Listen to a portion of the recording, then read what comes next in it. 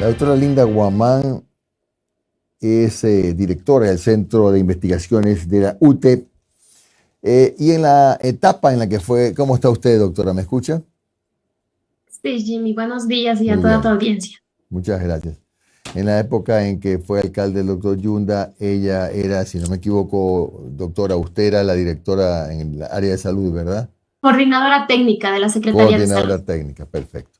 Ahí llegaron estas famosas pruebas PCR que fueron utilizadas, aplicadas e inmunizaron a muchísimos ciudadanos en Quito, pero que han sido motivo de una investigación de la Fiscalía que derivó en que se produzcan hechos como llamamiento a juicio. Entiendo que hoy es la audiencia.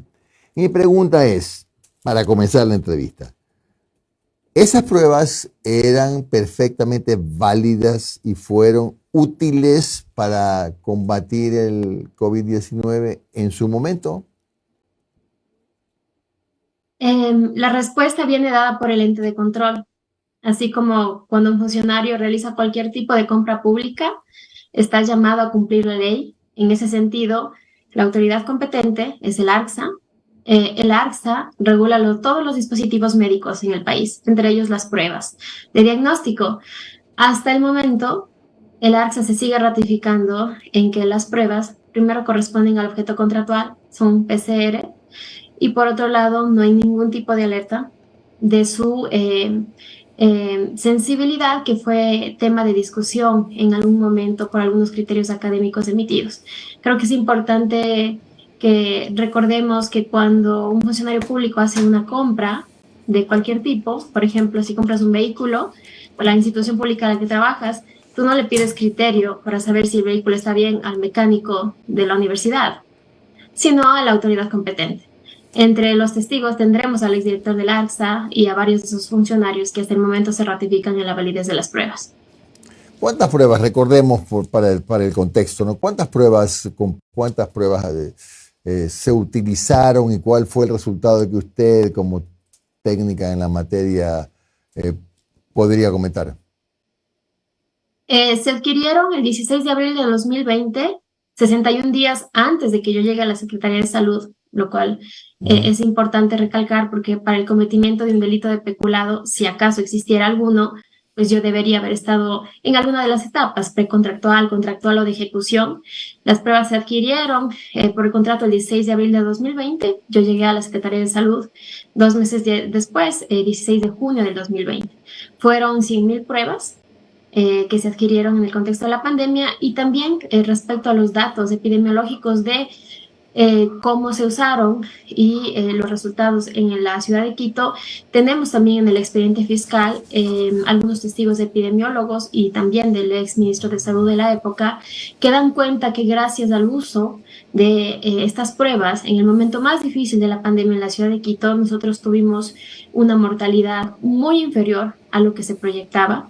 Las curvas epidemiológicas decrecieron en todas sus métricas en esos momentos, dado que la Secretaría de Salud estaba aplicando pruebas gratuitas, más o menos 1.000 pruebas por día en los diferentes barrios de la ciudad de Quito. Entonces, desde ahí hasta ahora han pasado ya casi 840 días en los que nosotros estamos pidiendo que nos llamen a audiencia de juzgamiento. Queremos ir a juicio porque ha sido un tiempo en el que, en mi caso personal, tuve que afrontar mi embarazo con grillete, en los primeros días de nacido de mi hijo también con grillete, y a nivel profesional, pues afortunadamente, más bien la opinión académica en el mundo ha sido completamente favorable. De hecho, la revista científica Nature, la revista más importante del mundo en ciencia, recientemente me incluyó en la lista de nominados a los premios Maddox, que reconoce el trabajo de científicos que continúan haciendo su labor a pesar de la adversidad y la persecución política. Entonces, en ese sentido, esperamos que con los más de 200 elementos probatorios, hoy que se instala la audiencia de juicio, finalmente podamos decir nuestra verdad. Es decir, doctora, usted en ningún caso se arrepiente ni lamenta el hecho de haber autorizado o hecho el acompañamiento para la utilización de las pruebas. Fueron válidas, fueron debidamente sustentadas, hay testigos de que sirvieron, etcétera. Yo no participé en ninguna de las etapas, ni siquiera para recibirlas o decir que estaban bien. En ese sentido, mi participación fue más de la aplicación, ¿no? Ya, ¿Cuál es la ya. mejor estrategia para hacer uso? Por ese lado, entonces yo estoy completamente tranquila de que el uso que se les dio a las pruebas, y de hecho así avala lo que muestran las curvas epidemiológicas en la ciudad de Quito, es que sirvieron para su propósito. Lastimosamente, ejercer un cargo público con un enfoque científico y riguroso me ha llevado a juicio. Obviamente, esto correspondía al contexto político que estábamos viviendo en ese momento. Sin embargo, después de todo este tiempo y dado que ya se celebró una primera audiencia de juicio que fue nulitada, nosotros pudimos ver el actuar de fiscalía y de hecho, otra de las revistas más importantes del mundo en ciencia, la revista Science, recogió un artículo indicando que este proceso no correspondía para nada a problemas técnicos, sino que era cargado políticamente en contra de dos científicas.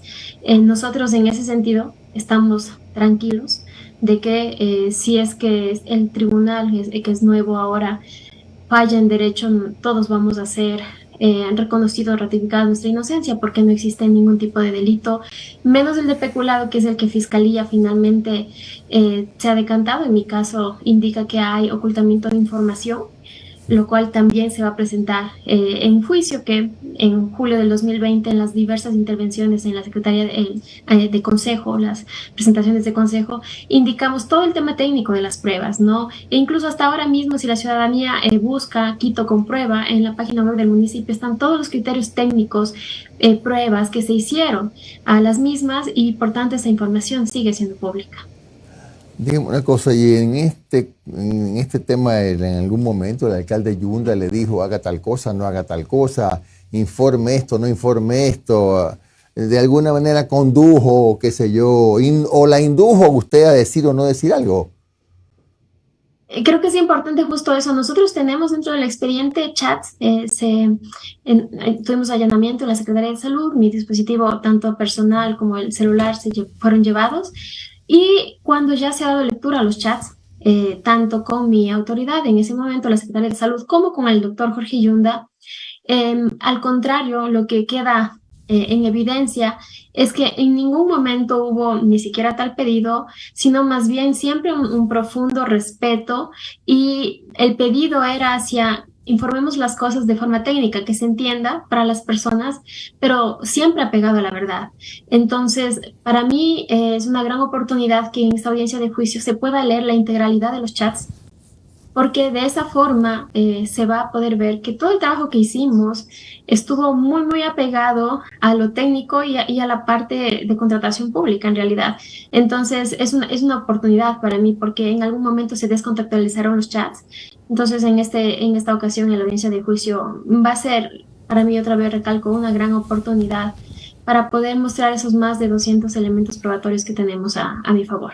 Doctora, buenos días. Omar Jaén le saluda. ¿Cómo está? Muchas gracias por su tiempo. Omar, Doctora, durante estos tiempos, bueno, usted ha de saber que la Contraloría tiene una nueva cabeza. Después de mucho tiempo que estuvo en vaivenes de idas y por vueltas, el subrogante, Pero aquí en el país sabemos que en su momento la Contraloría y Fiscalía eran armas de persecución y vendetta política. Ustedes califican esto como un tema político. Supongo que el informe realizado por Contraloría, en donde también detectaron supuestas irregularidades en esta compra, también lo consideran como político. ¿Han realizado alguna gestión con el nuevo Contralor o han tenido un acercamiento con Contraloría para que se pueda revisar ese informe, o les han informado que eso ya es un tema que tiene tierra encima? Omar, nosotros estamos actuando de acuerdo a lo que la norma nos indica, luego de haber recibido la glosa, porque yo tengo sanción civil, sanción administrativa y fui llamada a juicio. En el tema de la glosa de 2.5 millones de dólares que ha sido impuesta, nosotros estamos peleando. ¿Cuánto, disculpe, es su glosa, señor? Doctora, disculpe, ¿de cuánto es su glosa? Cada uno de nosotros recibimos una glosa de 2.5 millones de dólares, somos 8, y ese es el monto total del contrato. Y cada uno recibió la glosa por el monto total del contrato, que todavía no se termina de pagar, dicho sea de paso, pero lo estamos peleando en el contencioso porque de acuerdo a lo que se debe hacer en el ámbito legal, en realidad recurrir a Contraloría para nosotros en este momento ya es completamente impensable, dado que ya no es posible, de hecho, pero sí Ya ir al ya esa contencioso. fase pasó. Así es, en el contencioso podremos finalmente, ¿no? En una audiencia, Contraloría y nosotros como partes procesales, demostrar. En el caso del indicio de responsabilidad penal en mi contra, se establece que yo emití un informe sugiriendo una terminación de mutuo acuerdo, la cual ya en audiencia de juicio, cuando fue uno de los supervisores que hizo este IRP en mi contra, y ante el contrainterrogatorio de varios de los abogados, respondió que efectivamente yo no sugiero la terminación de mutuo acuerdo en ninguna parte de mi informe, que el informe fue extremadamente técnico, pero que él asumió que eso era lo que yo quería decir. Entonces, una vez más estará este funcionario público en la audiencia de juicio, será nuevamente contrainterrogado y espero que otra vez ratifique que en ningún momento yo sugerí una terminación de contrato, toda vez que mi función era completamente técnica, ¿no? Yo de ninguna forma podía sugerir ninguna terminación, dado que no tengo formación como abogada. Doctora, y la última de mi parte, a ver, quizás todo esto surge a partir de lo que fue el informe de la UTLA, ¿no verdad? Que supuestamente mostraba una baja sensibilidad. Más allá de eso, más allá del nombre de la universidad, más allá de las instituciones, ¿hubo discrepancias con la comunidad académica? Hasta el día de hoy quizás persiste el hecho que un grupo de sus colegas digan, ¿sabes qué? Esas pruebas no eran tales, no eran PCR, tenían bajísima sensibilidad, arrojaban muchos falsos positivos. ¿Cómo está el día de hoy el consenso con respecto a este tema dentro de la comunidad académica? Todos los criterios académicos son respetables como tales, justo eso, como criterios académicos. Pero dado que aquí se nos está acusando de un delito de peculado por el cual podemos ir a la cárcel, en realidad esos criterios académicos poco o nada abonan al tema. Lo que tenemos que seguir viendo es qué es lo que dice el órgano de control. En ese sentido, nosotros pedimos varios criterios académicos justamente para demostrar que cada uno de ellos emitía un resultado discrepante. ¿Por qué? Porque lastimosamente en ese momento, y creería que hasta ahora, no existe ningún laboratorio acreditado por el Sistema Ecuatoriano de Acreditación, el SAE, para hacer este tipo de validaciones. Si no tenemos entonces un laboratorio con credenciales para hacerlo, nosotros no podemos confiar en los resultados. Sí los podemos tomar como base, por ejemplo, para tomar decisiones estratégicas, pero no para determinar cumplimiento o incumplimiento de un contrato. Entonces, con la comunidad académica, en realidad tenemos muy buena relación. Yo soy parte de la Red Ecuatoriana de Mujeres Científicas del país y entiendo que mis colegas emitieron criterios que, si es que hubieran sido analizados desde la parte jurídica, jamás hubieran sido tomados como la base para un incumplimiento de contrato. Es decir, hoy en la audiencia o se cierra para siempre este caso, los declaran inocentes, o la fiscalía, qué sé yo, o el juez decide aceptar el pedido de la fiscal y se les puede disponer la prisión a ustedes, ¿verdad? Esa es la triste realidad de lo que puede pasar hoy, o exactamente qué puede pasar en la audiencia.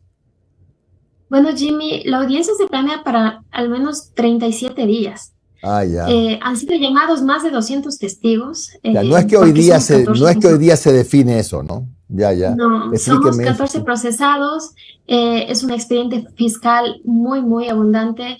Nosotros esperamos que Fiscalía, que va a evacuar primero su prueba en los siguientes días, semanas, lo haga con celeridad, de tal forma que finalmente nosotros podamos también presentar la nuestra y que al término de este tiempo, que ojalá sea sin interrupciones, nosotros hemos llevado ya casi 3 años siendo procesados. En mi caso personal, yo no puedo salir del país y como profesional científica para mí esto es completamente negativo. Entonces esperamos que no haya ninguna interrupción, que se termine la audiencia de juicio, que más adelante nos llamen para dar a conocer cuál es la sentencia, que esperamos sea ratificatoria de inocencia y dependiendo de eso, pues evaluaremos cuáles son los siguientes pasos. Claro que sí. Estas son consecuencias lamentablemente en otros tiempos, supongo, y espero que así sea. Con una facilidad pasmosa se hacían los famosos informes de responsabilidad penal de los auditores de la Contraloría. Ay, Dios mío, cuánta gente la metieron en estos líos. Bueno, doctora, espero que le vaya bien en la audiencia, que tenga usted un buen día. Doctora Linda Guamán, directora del Centro de Investigaciones de la UTE. Muy amable.